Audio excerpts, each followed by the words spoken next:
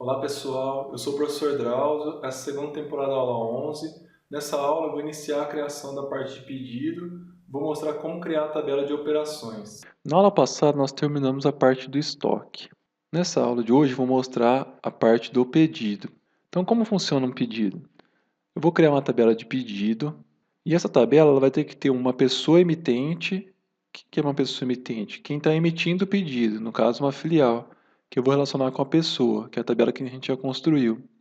Eu vou ter uma pessoa destinatário, que eu também vou relacionar aqui com a pessoa, que também já está construída. Um pedido ele vai ter que ter qual que é a operação desse pedido. Se o pedido é um pedido de venda, é um pedido de compra, é um pedido de devolução. Então você pode criar uma tabela só e nessa tabela você centraliza todos os tipos de pedido. Então nós vamos construir hoje, nessa aula de hoje, essa tabela, vamos começar por ela, que é a operação. Qual a operação desse pedido? Um pedido também tem que ter uma situação. O que é a situação?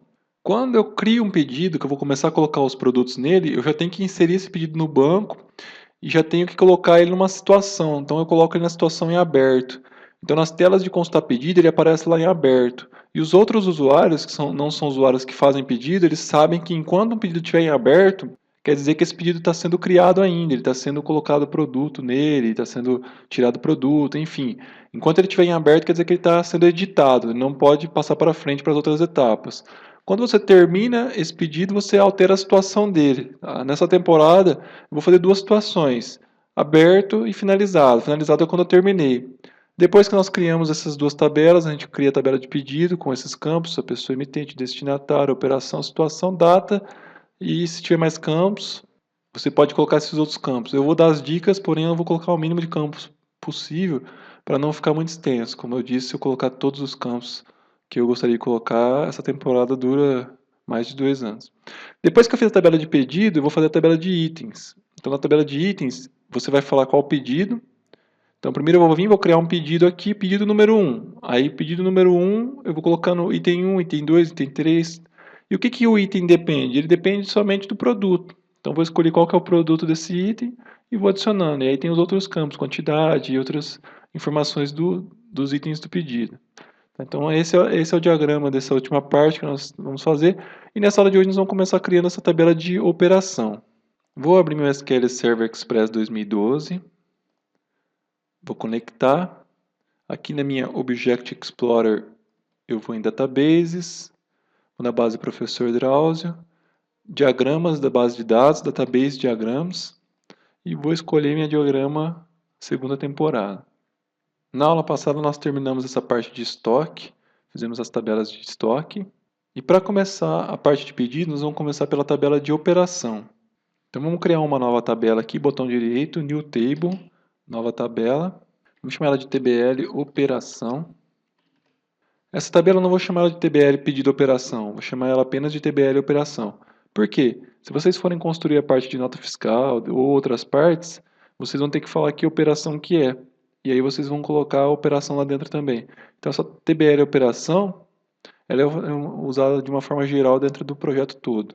Para quê? Para indicar se a tabela é de compra, de venda, de devolução, enfim, qual é a operação que você está trabalhando.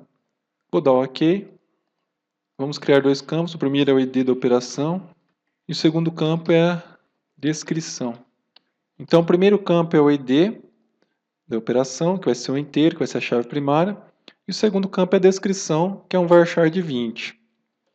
Vamos setar o primeiro campo como chave primária, botão direito, Set Primary Key, setar a chave primária.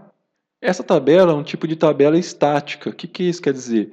Que ela não vai mudar. Nós vamos começar o projeto, vamos falar assim, bom, a operação 1 é compra, 2 é venda, 3 é devolução, a 4...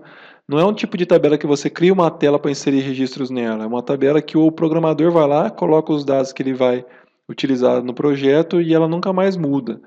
Em pior das hipóteses, de repente você só implementa compra e venda agora, mas amanhã você quer fazer a devolução e você vai vir colocar a devolução e vai implementar. Então, é um tipo de tabela que nem precisa ser autoincremento. Quando você for cadastrar, você cadastra o código com o ID que você quiser. Então, não vou configurar autoincremento para ela. Então, ela é uma tabela bem simples, só o ID e a descrição, que nós vamos estar utilizando na construção das próximas tabelas. Vou clicar em salvar. Yes. E está pronta aqui a minha tabela de operação. Coloquei um varchar de 20 porque vão ser palavras pequenas, né? Compra, venda, venda, devolução de compra, ajuste, enfim, algumas operações aí que podem ter no sistema. No nosso caso, eu vou fazer uma tela de venda, então eu vou criar a operação de venda, mas eu já vou criar mais umas duas aqui, deixar só para vocês verem como exemplo. Mas nessa temporada o foco nosso é fazer um pedido de venda. Vou finalizar a aula aqui e na próxima aula nós vamos começar a criação da tabela de situação do pedido.